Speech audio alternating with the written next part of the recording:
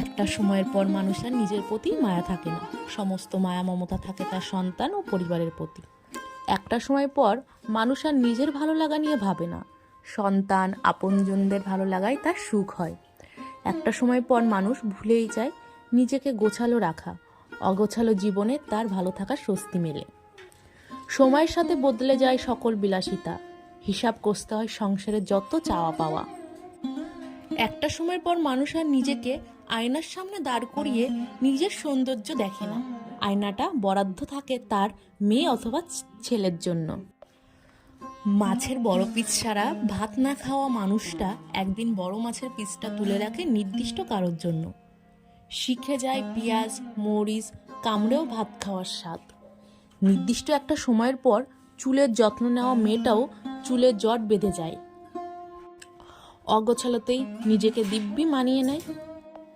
রেস্টুরেন্টে বসে হাজার খানিক টাকা খরচ করা ছেলেটাও একদিন দায়িত্ব কাঁধে এলে বুঝে যায় বাস্তবতা বড়ই কঠিন।